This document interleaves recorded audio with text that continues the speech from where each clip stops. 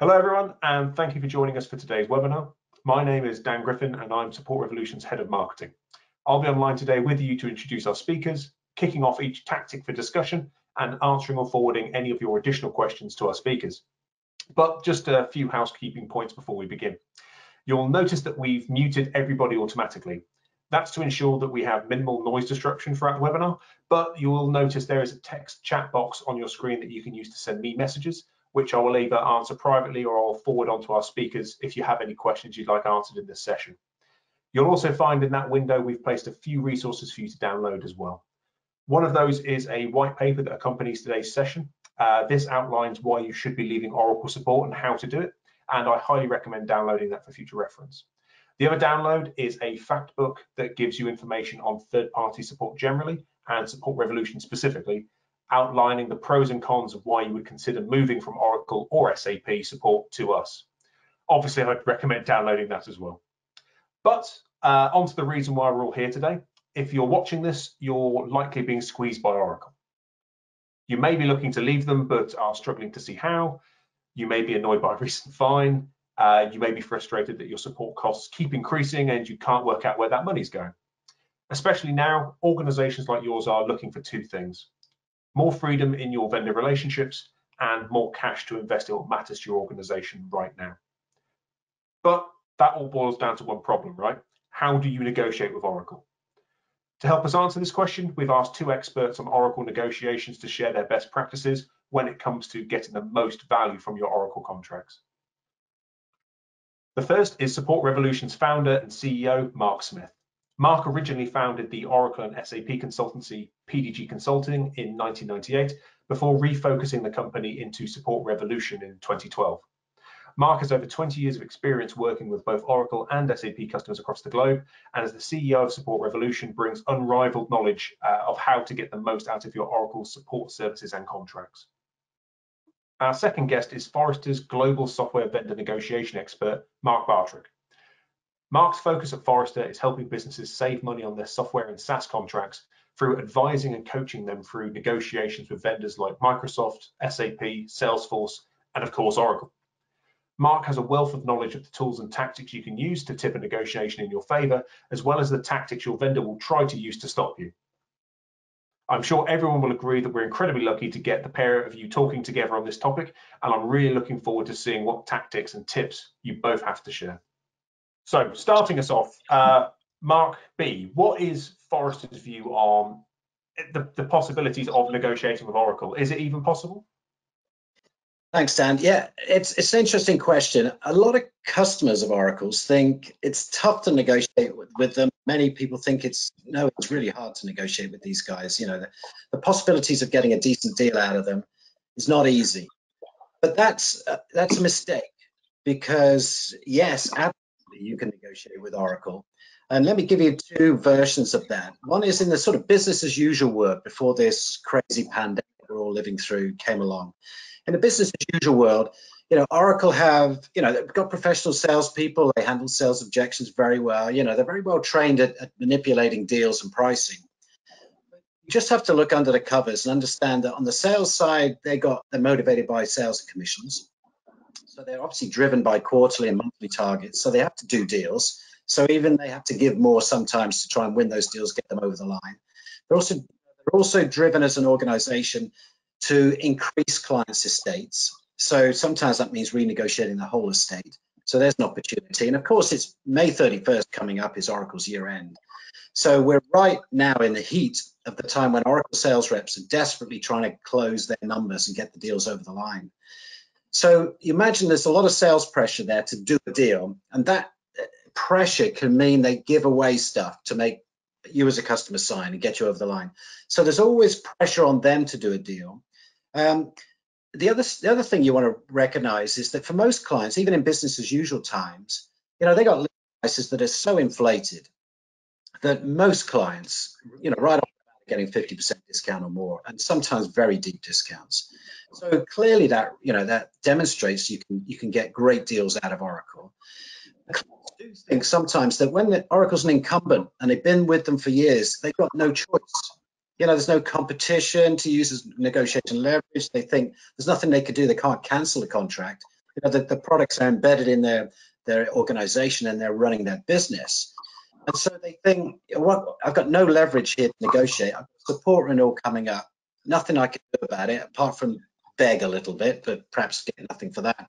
And they just roll over with a renewal with some sort of annual increment. So a lot of customers think like that, but it's false thinking, because everything is negotiable with Oracle, whether it's a support renewal or it's brand new stuff you're buying. And just to finish this piece off from my side, and I'll pass to Mark for a bit of commentary, obviously that's kind of business as usual. Yes, they're very negotiable. But with the pandemic, you have to imagine, as a vendor, their new business sales forecast has collapsed in the last few weeks. So they're now chasing anything that's moving, desperately trying to make some numbers out of it.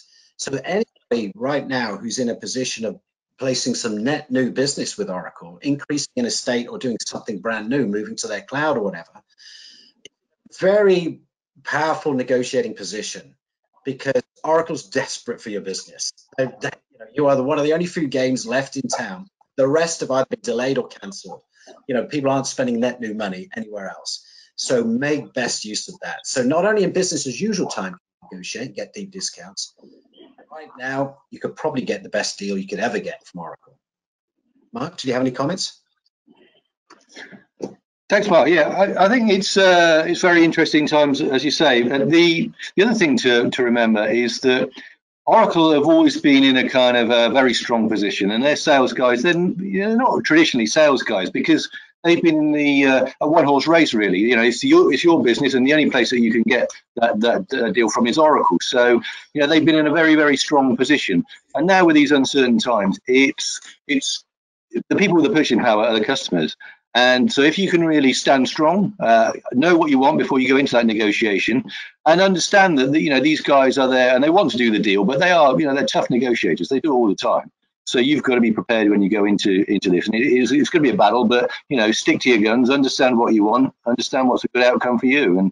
And I'm sure, like Mark, you've just said, that there's not many people in these times going to be making great big investments. So for those of you that are negotiating with Oracle, whether it's on the front foot for new purchases or whether it's on the back foot because you've been maybe caught up in an audit and Oracle's trying to get revenue from you that way, you're still the person who's holding the money, and it's only you that can release that money. So just stand strong and understand you're in a really strong position at the moment. Thanks both very much for that. That makes total sense. And so moving on to the tactics that you've both recommended in advance for this session, let's push through them and start talking about them. So Mark S., from Support Revolution's perspective, the first tactic you've recommended is understanding your contract. Can you give us a bit of an outline to that, please? Of course. Yeah, there's a lot of customers that maybe make the assumption that the Oracle contract is the Oracle contract. And what we've learned, we've been in the Oracle marketplace for over 20 years. And one of the guys that I know used to handle all the contracts for Oracle. And one of the things that he told me way back when was, there are different contract clauses and different terms for different customers, and you can negotiate. So what they tend to have is a library of different terms that can be included. So, for instance, they might not negotiate on payment terms, but they might say, well, we don't mind if this contract is governed by UK law or German law or US law. So that can be to your advantage, and you can get that priced wherever you want to. But I think the other thing within that is that you really need to understand what that contract says, because those contracts can be different. If you don't understand that, you can't negotiate. You don't know where you are. So going through those contracts, understanding your estate, understanding what you can and can't do, and also watching out for some of the kind of gotchas. There are terms in there where Oracle refer in their contracts to web pages, and they will change those web pages. And you need to be aware of that. So if you're going into a particular phase, whether it's a negotiation or whatever it may be, then dig out that contract again, go through it with a fine-tooth comb, look at all the references, make sure you understand that. Well, I think the other thing to understand in this process is that the guys fighting you on the other side, of the Oracle reps who are looking at the contract, they are interpreting clauses in that contract as well. And they're not necessarily lawyers, and they're probably not lawyers. And they're not going to take you on over that contract. So it's two different points of view. So if you give your point of view and they give their point of view, then there's going to be a little bit of a gap in the middle. And it's being strong again, making sure you understand where you are, and understanding what Oracle is likely to do. You know, they not only do they update their terms, but they do things like auto renewals. So recently they changed their auto renewal process. So it used to be that you would get an invoice and you paid it, and that would show that you were renewing. Whereas now you have to opt out.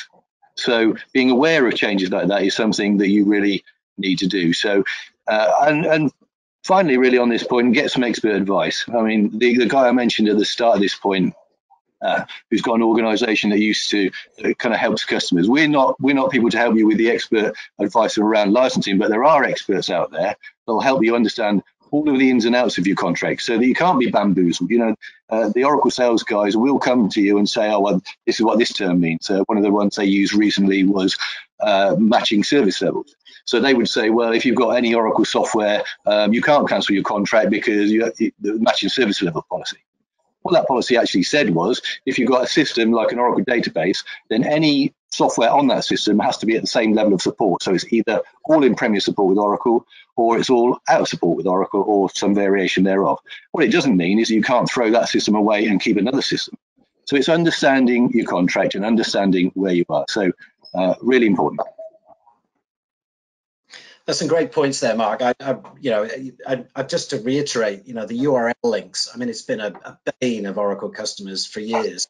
Oracle tweaking things, you know, without making much noise about it, and suddenly you suddenly find the audit team arriving and they're saying you're out of compliance. And I saw this interesting webinar from a lawyer not so long ago, just talking about, you know, law and these hyperlinks, these URL links in contracts, and what does it really mean? And the end of it was, he said, when you sign a contract that's got URL links in, whether it's Oracle or anybody else, what you should do on the day you sign it is go to those URL links and take a physical copy of what those links say, because that's the contract you're legally signing.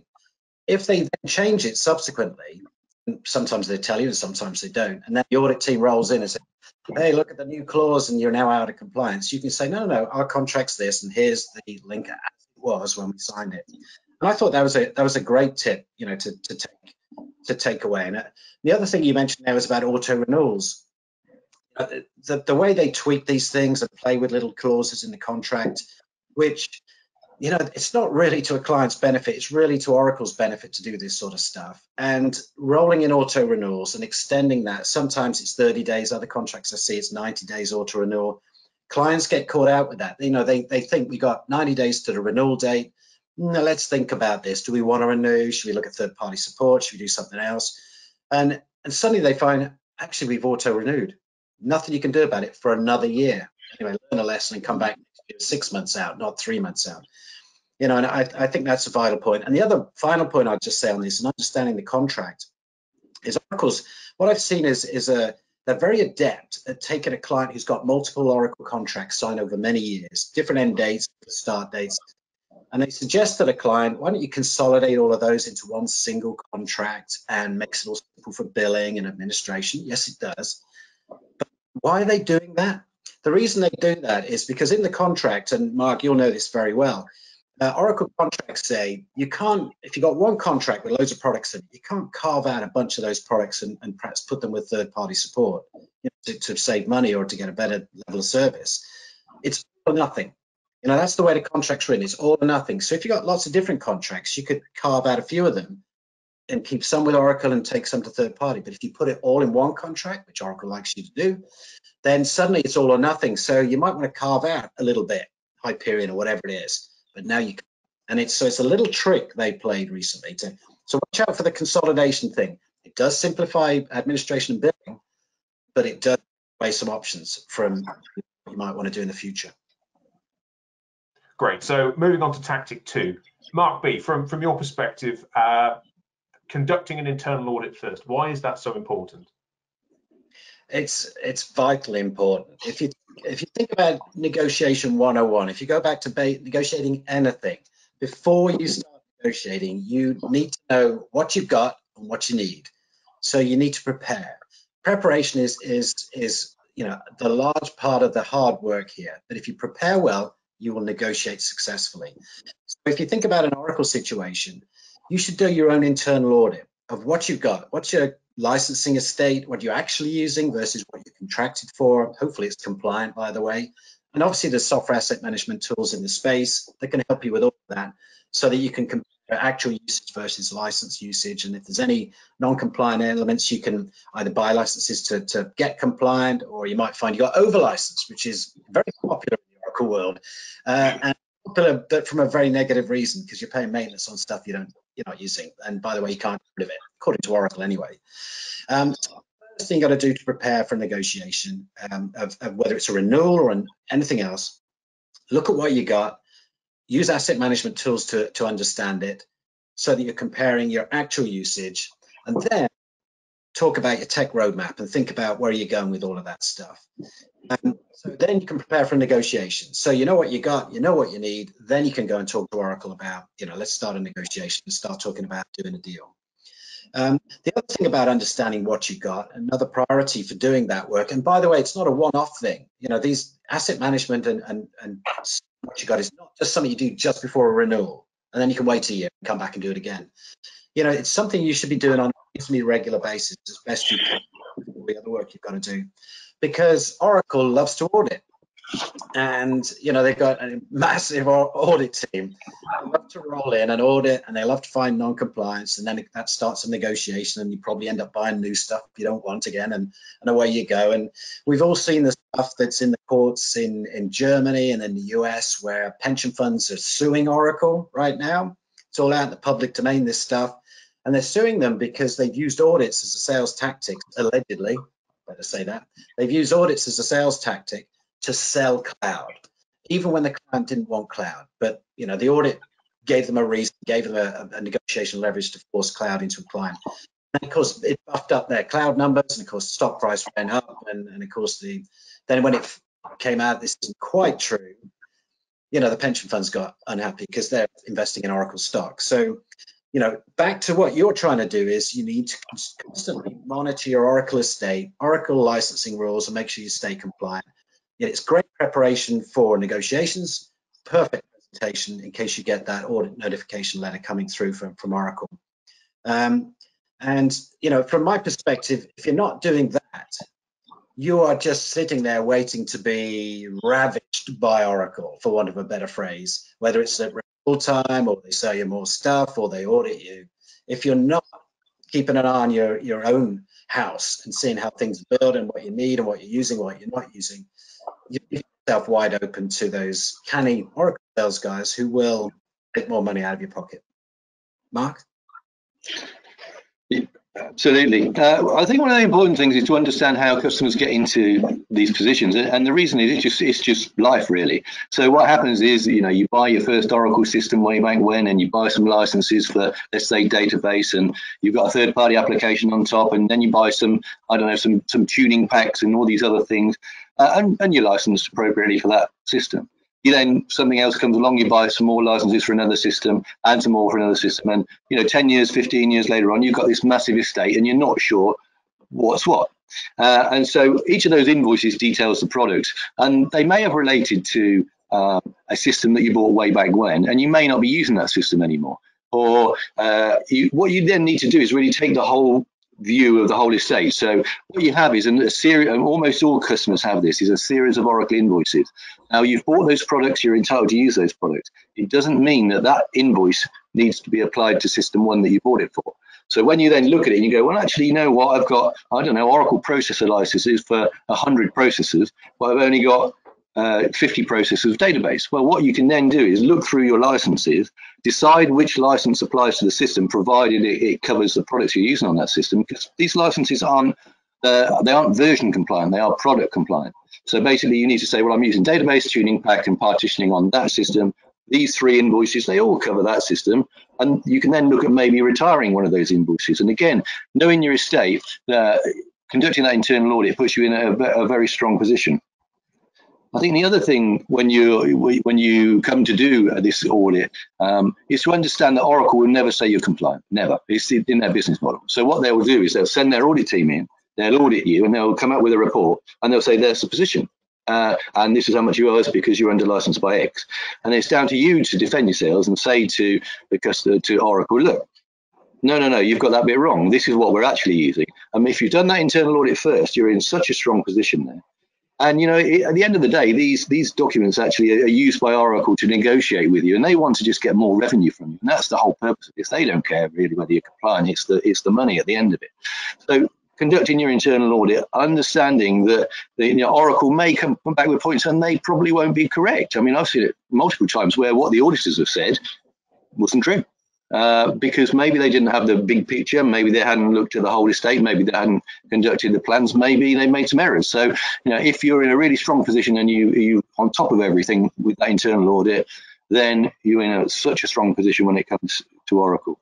And also look at planning your way out of this agreement. You know, if you've got a number of Oracle agreements and that's what you used to have and you've evolved over time and you don't need that many now, and then you look into the future and you look at what you might be using in a year or 2 years or 3 years time, and you know that some of these systems are going to go, then factor that into your plans and factor that into negotiations. And, you know, maybe think, well, in a year's time, I'm going to retire this other invoice and then I'm going to pay less support. So it's about having complete control of that, and knowledge is key in all that. Tactic number 3, right-sizing your estate. What does this mean, Mark S? So in tactic number 2, we talked about potentially retiring invoices, but right-sizing your estate is understanding where your systems are and on what service they are and whether they're appropriate anymore. You know, because what happens over many years again is that these systems, you may have, I don't know, you might have bought a system that's running on Oracle 9 database and it has a third-party system on top of it, and it's fine, but you can't upgrade it even though Oracle want you to upgrade to version 18, 19, whatever the database, because the vendor of that third-party application says, well, no, we don't support that version, it's only versions 8 or 9.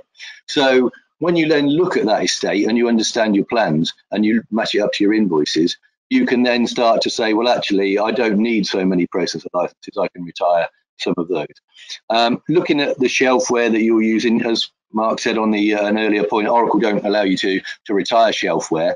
But understanding what shelfware is on what invoice, and therefore maybe some of those other invoices come out to other systems, means that you might be able to make economies of scale in all of that. And, you know, look at the future. You know, a lot of people are taking their legacy Oracle systems and they're saying, well, you know, I want the benefits of cloud. So I want to move that to a cloud, but I don't necessarily want to move it to Oracle's cloud. I just want a cloud. So, you know, you can move it, for example, to Amazon Cloud Services.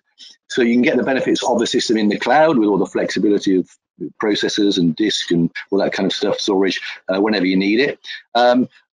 But as you do those things, it's about understanding your estate and saying, well, actually, you know, that's the whole system. That's great. It's going to be there for another 3, 4, 5 years. If I move it to the cloud, I can, you know, leave it there indefinitely. And so you remove yourself from the constraints of the hardware. You start to make it a flexible system that's performant and it's on the latest technology, and you're optimizing your use of your licenses. So there's a lot of work that needs to go into these things and understanding where you are now, where you're going. And also I would suggest what people don't really do enough is be honest with themselves and say, you know, I've been trying to replace that system for 5 years and I've never got around to it. And you know what, it'll probably be another 5 years. So let's move it to Amazon and let's just not worry about that, because we want to concentrate on the front line system. So it's about, you know, being honest with yourself, planning it all out, and then you can make sure that your estate is probably a lot smaller than you thought it could be. And again, going back to the last point, you can then put yourself in a very strong position. So Mark, have you got anything to add? Yeah, all great points there, Mark. And yeah, let me give you the flip side of that. Let me give you Oracle's view of this when they think of right-sizing your estate as a customer. You know, when they think of right-sizing, they think of how can they grow your estate? How can they grow their footprint in there? And of course, we mentioned earlier that Oracle contracts really don't allow you to take out product you're not using, take out shelfware, reduce your maintenance spend or whatever it may be, or your subscription spend. You know, they're not built for that. But when they talk about right-sizing your estate, what they do is they say, okay, look, maybe 20% of your estate is licensed software you're not using, maybe never going to use, but you're paying a sort of subscription on it. They'll say, why don't you take that spend and put it into Oracle Cloud or new Oracle applications or whatever it may be. So what they do when they're thinking about right-sizing your estate, they obviously, as I say, want to expand your footprint. So they will take your shelfware spend, put it into a potentially new cloud spend. So, you know, what does that do for Oracle? It maintains their revenues. So, you know, worst case, it's just revenue. even though you kind of product substitute a bit in there. But at best case, they can product substitute and increase a little bit. Because obviously what they're looking for is net new revenues in Oracle. That's the big thing that pays the big bucks on commission. So when they want to right-size your estate, they're looking to take stuff you're not using, replace it with stuff you might want to use, ideally Oracle Cloud, because obviously that's their sales focus. That's where the commission plan is targeted today. And they want to move you to their cloud using this right-sizing as a leverage or excuse to do that. So, you know, back to Mark's point, your remit here, if you don't want Oracle's cloud or you don't want this new stuff, is to just try and reduce what you're paying to Oracle for to what you're actually using. But the challenge is that's not Oracle's remit, and that's not what Oracle's contract says. So unless you do something dramatic, third-party support is a good option. But unless you do something dramatic, you're stuck in this wheel of selling motion where they're trying to upsell you continuously, and you're trying to get things reduced to a reasonable level. And it becomes a real challenge, and it becomes quite a contentious negotiation then to try and find something that gives Oracle something, but at the same time gets you the result you want, which is cutting your costs. Mark B, you put forward tactic 4 for us, which was escaping your ULA. What was your thinking behind this? Yeah, this ULAs, I see so many of these. A lot of people come to me and they bring me ULAs they're either in or they're about to get into, and they say, you know, what can you do with this, or is this a good deal, or how do we get out of it? Let me just start this by talking about, you know, ULAs. They are very good for Oracle. They're very good for Oracle because they guarantee revenues for a fixed period of time. They lock out the competition. They restrict you and stop you taking advantage of third-party support, like Support Revolution. So for 3 reasons, Oracle loves ULAs, and obviously they pay good commission to their sales guys to sell them. So if they're pitching it to you for the first time, this is what they're trying to get out of it. If you're already in it, then let me just explain. I think there's 3 ways you can view a ULA, only one of which is good. The good place for a ULA is for a business that is growing very quickly, you know, where you can't even estimate your applications or database usage going forward. You just know you're going to need a lot because you are on a fast track. And if you're doing that, then a ULA can be a very good licensing tool to actually get free stuff from Oracle. And if you work it really well, you can take a real advantage of this and save an awful lot of money. But here's the thing.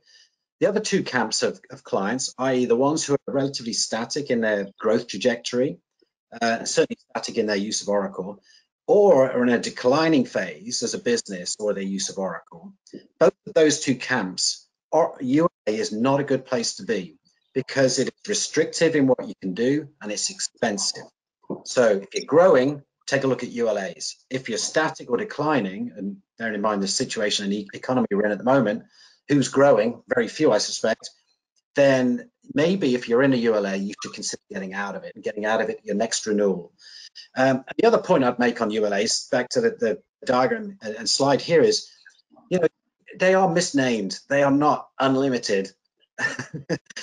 If you think about it, it's a limited term, typically 3 years. It's a limited set of Oracle products, you know, a stack of maybe 10 or 15, 20 of their products out of their hundreds they've got. So it's limited on products. Even the products themselves within a ULA can have a cap on them. So, I mean, that doesn't make sense. You put it in an unlimited license agreement, put a cap on your usage, but they're in there, and I see that very commonly. It's limited to geography often. It's limited to your company and your subsidiaries and your affiliates. If you've named them, if you haven't, they're not included. It doesn't include new products they bring out or acquire during the period of your agreement.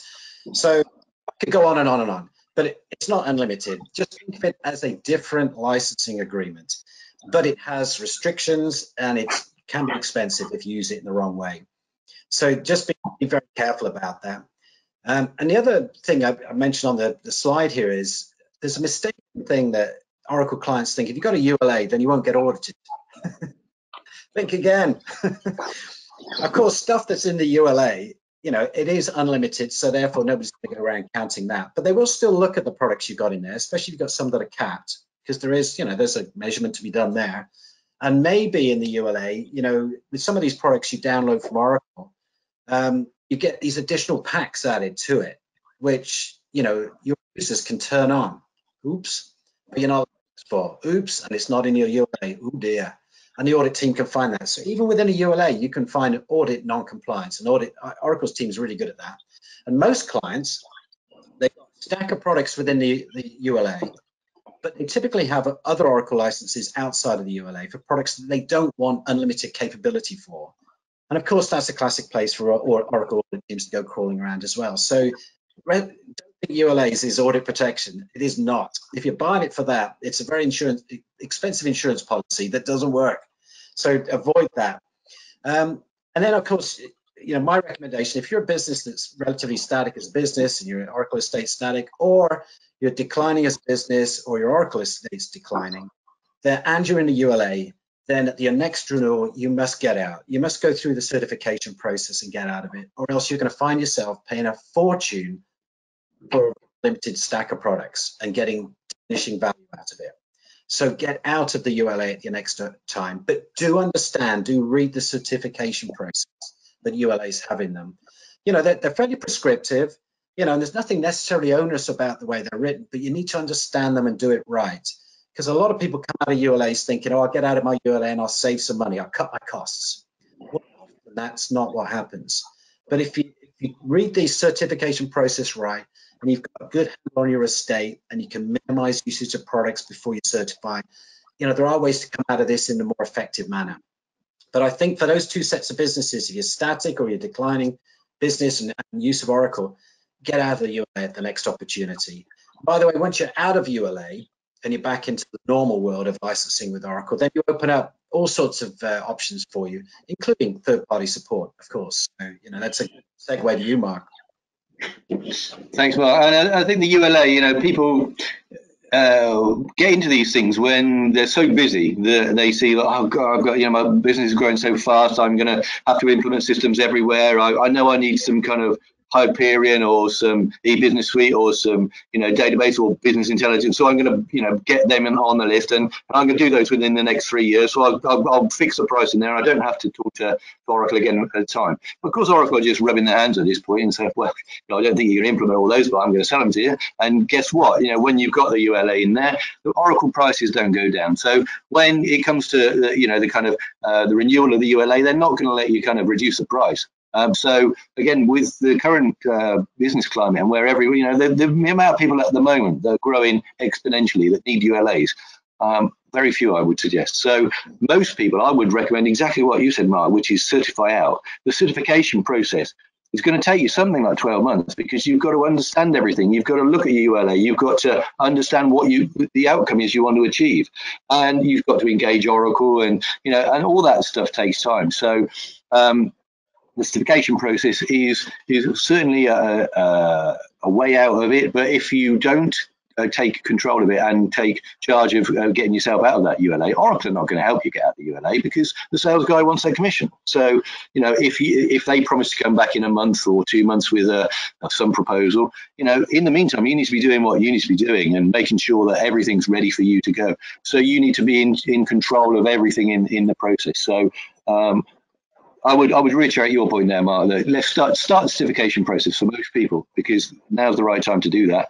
Get control of your estate again. I mean, I've heard of ULAs that people have been in for 15 years or more because it comes to the end of the ULA, they haven't understood what it is, how to get out of it, and Oracle goes, well, you know what, I'll roll it over for another period, and the customer goes, well, I'll do that then, and then I'll come back to it. But you can't afford to do that. Businesses need to find money wherever they can these days, and understanding that ULA and certifying out of it is certainly high on the agenda. Thanks for that. So for tactic 5, we've got managing the sales timeline. Mark S., can you give us a guide through this, please? Absolutely. So the sales timeline, I think way back at the start of this talk, Mark outlined that Oracle are quarterly driven, and having worked before Support Revolution was a third-party support provider. In a previous life, I was managing director of an Oracle consultancy for 20 years, so I know quite a lot about working with Oracle. The Oracle sales reps are driven quarterly, but really the end of May is a massive period for them. What happens in Oracle sales is if you don't hit your target or you're one of the lower performers, then you're let go.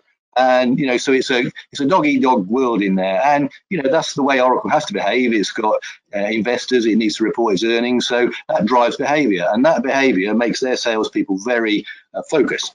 So on their timeline, what they're trying to do is get you to do certain things or not do certain things in the way that they want you to do them. And so understand that, and understand what you need to do by what time. So what, for example, you'll find is that the sales guy might say, well, you've asked for a reduction here, or you've asked to reduce some shelfware. I'll go back and ask. And in the meantime, you've got the quote. So you've got the quote for the renewal or the extension or whatever. I'll go back and ask. And then you'll chase up the sales rep and they'll say, well, I've got to go back to Larry Ellison's office in California, Redwood Shores. I've got to get there okay because you're an important customer. And then you'll hear nothing for 2 weeks. And then you'll phone them back. Have you heard? Oh, no, but I expect to get it through. We got the deal on the table. I'm sure we'll get that through. It's the start of May now, but we got a couple of weeks. And then guess what? I haven't heard from Larry's office, and well, I'm afraid I couldn't get that deal for you. So because you've let them control that timeline, they've manipulated it. They knew they were never going to get an answer. They may or may not have forwarded it to anybody in the organisation for approval. So understand your timeline, and it's if you can sort of take the control of, well, I'm going to leave you, I'm not going to take that renewal, I'm going to go to third-party support, let's say, then that increases your purchasing power straight away, even if you're not considering it. It's a great tactic to start to get in control of that again. Understand what's a good outcome as well. A good outcome for you is probably not a good outcome for Oracle. Mark said earlier on about what they are driven to do is increase revenue and sell you more and force you to the cloud and sell your licenses, and you may not necessarily want. Don't do that. Know that you don't want that. And one of the later tactics we've heard is on the extending ULAs. What Oracle will do is, instead of extending it for 3 years, they'll say, well, I'll extend it for 1 year, but as long as you promise to go to our cloud in that time. Well, you may then take that on board, and then what they've done is they've added cloud to your ULA, and so you're spending more with them. And then when it comes to renewal time again, you've got a bigger bill. So you've really got to make sure that you're negotiating well, you understand the timeline, and that will allow you to understand their behavior. But also put yourselves in their shoes. They're going to try and manipulate you. So give them deadlines. Say, well, if I don't hear of a reduction in the price by then I'm going to assume you're not going to do it. So I'm going to go to SAP, or I'm going to move to Amazon Cloud, or they need to think that you've got an alternative. And for many, many years, Oracle has thought that they were the only game in town, and that has driven their behavior. And so they don't believe you a lot of the time. So manage the sales timeline, tell them you're going somewhere else, get in control of it, and then you'll really have a much stronger negotiating position. Mark, does that resonate with your experience? Yeah, exactly. Some great points there, Mark. I mean, it comes back to preparation. It comes back to, putting the right time and effort into this whole process, and managing the timeline is one of the key elements of the negotiation. As you say, I mean, Oracle are past masters at delaying giving you stuff, pricing updates or a renewal quote, whatever it may be, or answering questions you've got. And, why do they do it? Well, it's kind of sales 101 if you think of it like that. And Oracle's the only one who does this. I mean, Microsoft do this, and SAP do, others do this. They think by slowing the flow of information to you as a customer during a renewal process or during a negotiation process, if they slow the flow of information to you, so you were waiting for their, the Larry Ellison deal desk, whatever it is, to check the deal and come back and say, oh yeah, we'll give you an extra 2% or whatever it is. What it does, it's kind of sales 101. They think that just narrows the negotiation window. So they're crimping away the time towards when you have to do a deal because you've got a renewal date or a contract date or a project's got to start. And so they play this silly game, which is just, you ask them for a quote. Yeah, be back as soon as I can. Oh, deal desk are on it. We're waiting. The reality is, in the 90% of those times, no one's doing anything. No one's doing anything in Oracle. They're just, the sales guy's just putting it in his drawer. I'll phone him in a week's time, taking that negotiation window down to when you have to do a deal. So what you need to do, as Mark's rightly said, you need to take control of the negotiation timeline. So you need to plan it out from the very beginning to when you want to conclude the deal. As it says on the slide here, you need to what you want, what your red lines are, what you're willing to give as part of the deal, as part of give-get in the negotiation. when you're actually doing a step with Oracle, and that step includes asking for something or asking for a quote or a refresh quote or a better price or a better discount, you need to give them a specific time and date when they need to respond with that. So what I mean by, let's say it's a Tuesday today, and let's say you want something by Friday, and Oracle would probably love to give it a week Friday, just to waste another week. You should say, we need it on Friday. We need that information on Friday for a management meeting we're having on Friday. So just give us that information. If you don't give us the information on Friday, this Friday, and it's a week later before that information arrives, then the whole negotiation timeline has shifted a week, caused by Oracle being slow. Therefore, the end date, which we all hoped was May 31st, because that's the renewal date, is now June the 7th, because you've just wasted a week. Because we've got all of these things to get our internal processes aligned, and unless we have the pricing or that information, we can't do the next step. So Oracle, if you waste a week of our time, then you've wasted a week of this, the renewals. So the renewal is going to be late. So is it okay to do a June the 7th deal for a May 31st renewal? Sure, it's fine with you guys, isn't it? Just imagine what the Oracle guys are going to say to that when it goes into their next fiscal year. But yeah, so control the timeline. It's vitally important to do that. And then the final point on this, which Mark raised and mentioned, which is don't be forced into their cloud. Cloud is Oracle's future. They want you on their cloud. They don't want you in AWS or Azure or anywhere else. Okay, they've got partnerships set up with them. Why have they done that? Well, because their cloud's not quite as successful as those other ones, and they recognize that customers want to go on those other ones. And then they put up stupid licensing models that say, well, hang on, if you license a database in an AWS cloud, you've got to count the calls differently and cost more money to be there. And oh, it's cheaper in Oracle. You see how these guys play it.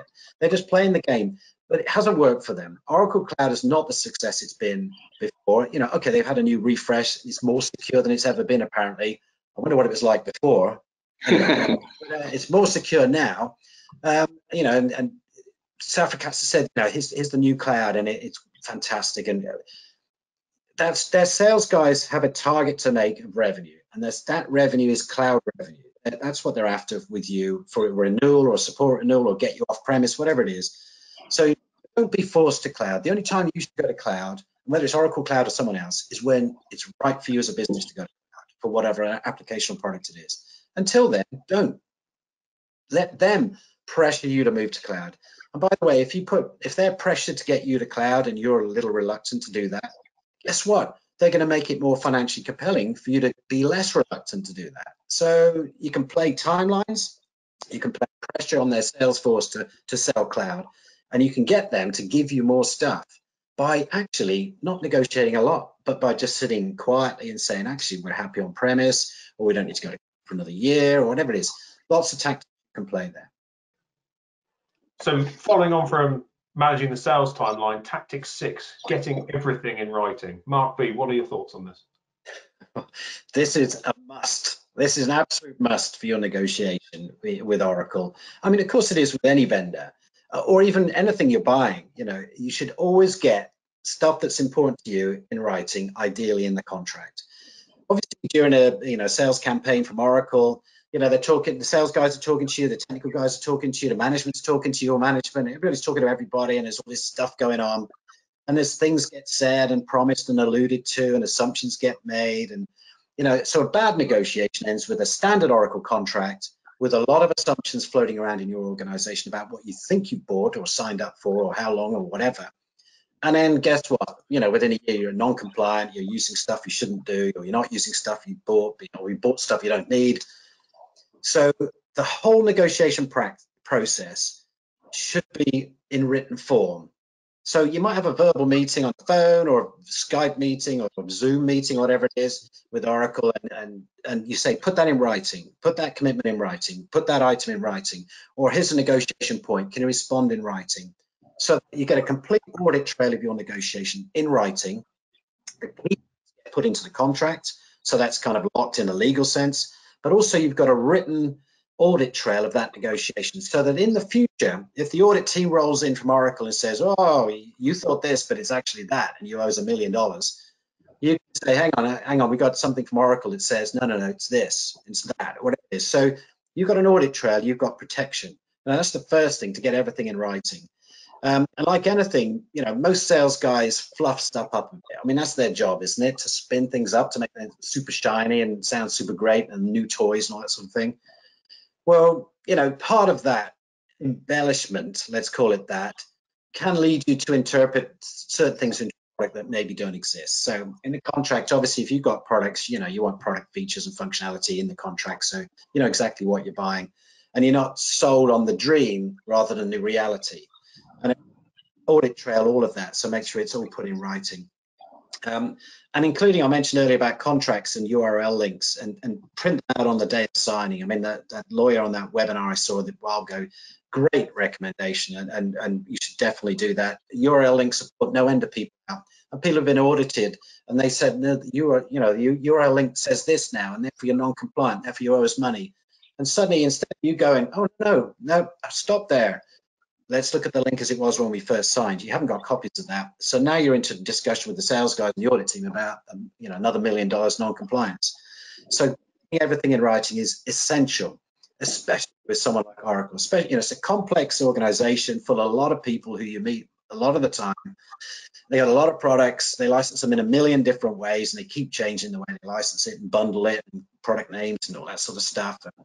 Get everything in writing, lock it down. You've got a good contract then. You've got an audit trail of the negotiation.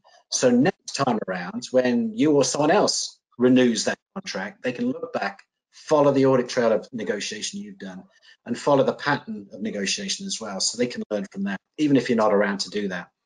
But if it's not in writing, as my bullet point says here, if it's not in writing, don't believe it. Anybody can say anything in a verbal environment, or down the pub with you, or don't worry about it, we'll sort that implementation out, or don't worry about that audit problem, we'll sort that. Unless it's in writing, just if it's not in writing, worry about it. That's what I say.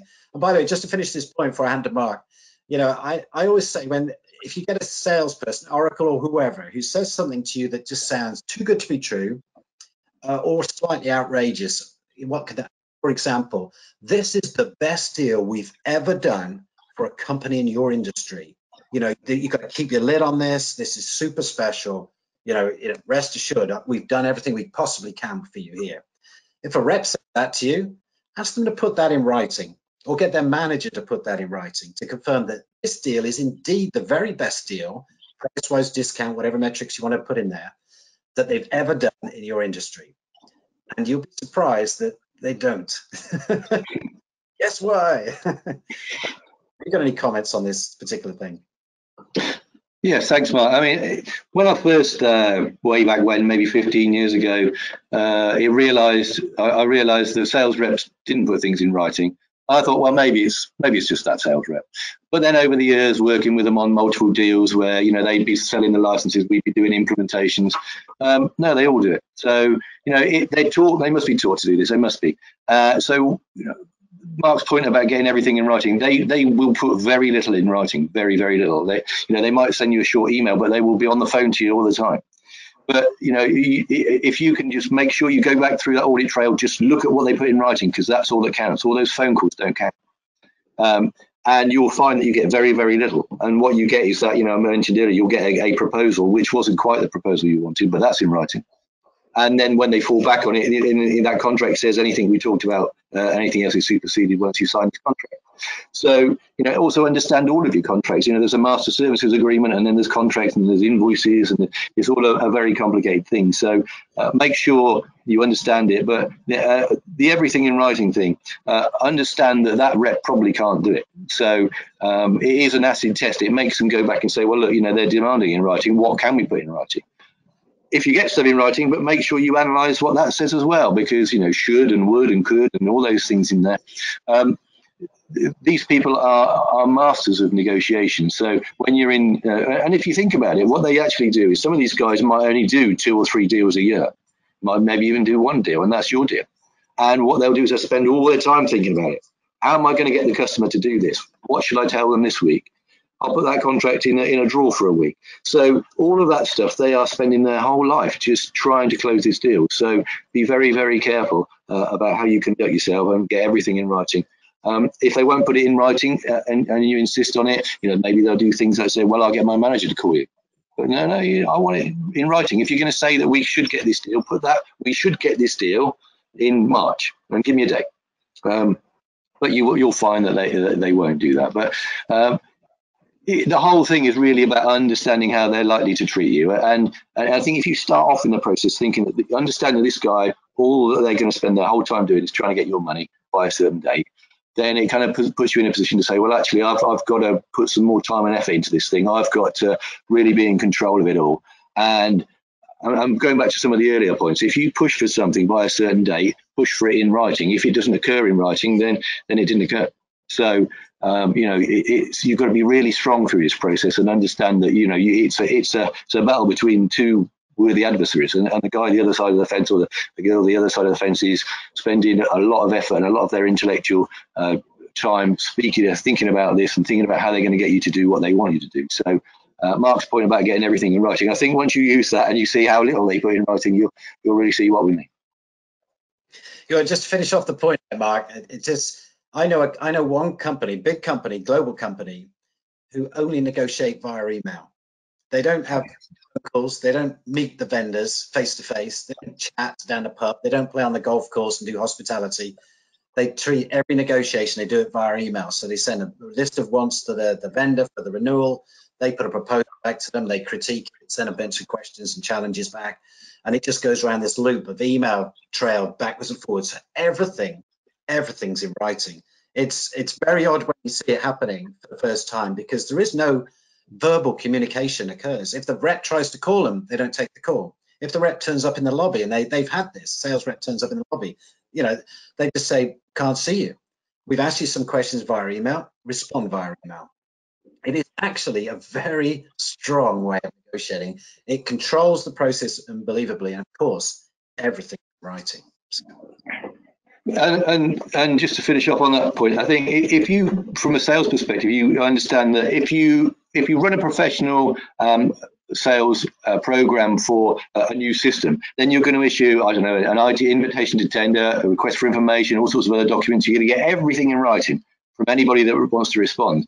What you need to remember in this situation is there's only one person that you're negotiating with. They don't have to respond to everything in writing because they're not competitive. So, it's when you get a professional procurement person running that show opposite the Oracle sales rep, then you've got two kind of titans battling each other out. So that's the kind of people that you need to get involved in, is to make sure that everything, they're put under pressure. And a professional procurement department or a category lead will greatly help you in that. So they will make sure that you conduct that process and you get as much as you possibly can from it. Finally, tactic 7 is switching to third-party support. I think it makes the most sense for Mark S to lead this one. Thanks, Dan. Third-party support. Well, the background to our organisation, we were an Oracle partner for about 20 years, and what we saw through the last financial crisis in around 2008, 2009 was that customers were being forced into upgrades that they didn't want to do. There were de-support dates. The new versions of software were coming out that they weren't really getting any major new changes in. A lot of the software is 30 years old, and so the innovation phase has been and gone. And there are some keeping the lights on, a few little tweaks here and there, but way back then, what we started to see was customers in the marketplace thinking, well, what am I getting for my money? And people were asked to do business cases for upgrades and things like that, and they could never come back with one. And we were asked to help in a number of cases, and we'd say, well, look, there is no business case. The only business case is you're going to stay supported by Oracle.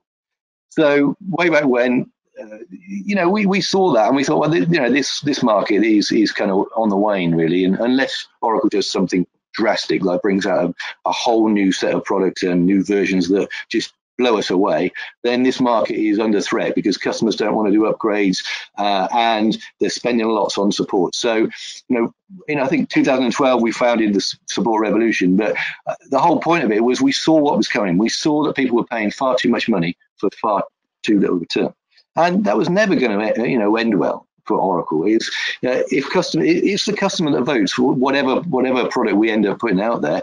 If the customer sees, well, I agree with you and I'm not getting the innovation, then they do start to look around. So switching to third-party support to a vendor like ourselves, well, what it does, it kind of, not only does it make massive savings for you, so every customer saves a minimum of 50% on what they currently pay to Oracle. We guarantee that. What they also get, though, is they get so much more flexibility. So we're a partner that works with them. We work kind of in conjunction with them. We hear all the time that we're a partner, and we're all working towards the same goal. And so, we want to help customers with Oracle estates. We understand that, you've got some old systems over here. You might want to keep there for a while. You can never upgrade it. You've got some new systems that you want to keep maybe with Oracle or move to another vendor. So we help you to do all that. We help you to unpick your estate, and you might want to give some software to us to help support, to provide support and maintenance on, and you might want to keep others with Oracle, and you can do that provided you've licensed separately, as we talked about earlier. But all of that helps you to start regain control of your estate. So no longer is Oracle kind of bullying you and knocking on the door saying you have to do this or else I'm not going to do that. What you start to do is start to get control again. So you start to save money. You start to say, well, actually, I've safeguarded that old system over there that we've used for 20 years. We're not going to use it. We're not going to upgrade it for another 5 or 10 years. And now I've got a partner that I know will support that. And our ERP system over there, we used to upgrade that all the time, but there's not really any changes there anymore. So why don't we give that to Support Revolution, and maybe the one or two of those leading edge systems over there we'll keep with Oracle. So all that flexibility and being in control of your estate is a much better position to be in than to be under the cosh, to be Oracle knocking on the door saying you've got to do this, you've got to move to iCloud. If you don't do this, I'm going to audit you. But interestingly, the other thing that it allows you to do is you start to get off of Oracle's radar. So before moving to somebody like ourselves, you had a massive estate. Oracle was spending all their time getting you to renew that and extend that, and maybe you had a dedicated Oracle rep that all their job was to do that. Well, when you've reduced that estate by, let's say you reduced it by 90% and you kept 10% with Oracle, then that sales rep now, it gets a much lower income, and Oracle gets a much lower income from you, and so they're nowhere near as interested in you. So maybe if you move away initially, they might say, well, I'm going to send the audit team in, and they send the audit team in whether you're moving away to third-party support or not. This is the new norm, with nobody buying software these days because of the current climate. What Oracle are going to do is you can expect them to increase audits on absolutely everybody because they need to find more money. But by moving away or starting to move away your estate, you're becoming a smaller customer to Oracle, and you're not as interested. Next year that rep's got a territory. He looks at your account and he says, well, they're quite small, so I'm not going to with them this year. So you're starting to get in control. You're starting to move away. You're starting to move to your own, the beat of your own drum, if you like. So, it's about getting that control again. And, and I'm not saying that all Oracle software is bad. Some of it, you might want to keep with them, like I said. But if you're in control of your estate, you understand it, you've got your licenses, you understand the position, you understand your roadmap, you're in a great position to then say, well, actually, that gives me the knowledge to say, right, Oracle, you're looking after those 2 front-end systems because I actually value you for those. But Support Revolution, you take these 90% of the systems because they're all stable. I'll replace them at some point. I might move them to the cloud, but then you've got that flexibility. You've started to regain control. You're not getting all these audits and threats, and you're not having to deal with Oracle all the time. Spend all your time speaking to a vendor that really is just trying to get money out of you. They're not somebody that is helping you in this. They're somebody that wants to. They've got their own agenda. Obviously, they need to increase the share price, and you need to get in control of your own fortunes. So looking at that, taking advantage of third-party support where it's appropriate is going to help you. And we've got some great customers that are really making fantastic savings on this, and some huge names. And with the current climate, I can see there's a lot of people going to take advantage of this sort of offering. And Mark, what are you seeing in the market? Well, here's the interesting thing, Mark. I mean, you make some great points there, and we talked at the beginning of this webinar about the time we're living in and trying to find cost savings, and what a perfect way to do it with third-party support. It's slashing your software maintenance costs by 50% or more. It doesn't get better than that right off the bat. And then, of course, there's all the other good things that go along with it, quality of support and everything else, and tickets quickly rather than disappearing into the ether as some seem to do. But here's the thing. I've been monitoring the third-party support market. Well, I think I was writing about it. I wrote research for Forrester and other bits and pieces in 2011, 2012, and I've followed it ever since. And it's one of the really good disruptors to the industry that's come along in the last few years. Disruptors in the sense that now you have a choice. If Oracle customer, before third-party support, you can only get support from one place, and there's pretty much no way you're going to run without support. You know, it's like an insurance policy as much as anything else to keep you alive. So before third-party support, you had one place to go, and guess what? They could charge you what they liked.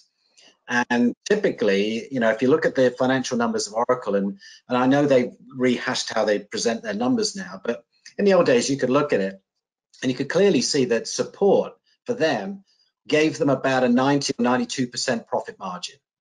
So they only actually spent about 8% of the money you pay for support to give you support, or to provide some R&D on the products. But a lot of the products on premise, at least today, there's no R&D really going into them. There is no next release coming. You're paying for a product that is at end of life if they haven't already announced it, because all their money is going into cloud. So for many, many years, they made a vast amount of profit out of it. For many, many years, it's been the cash cow of their businesses. You know, it's just a profit engine that just keeps giving.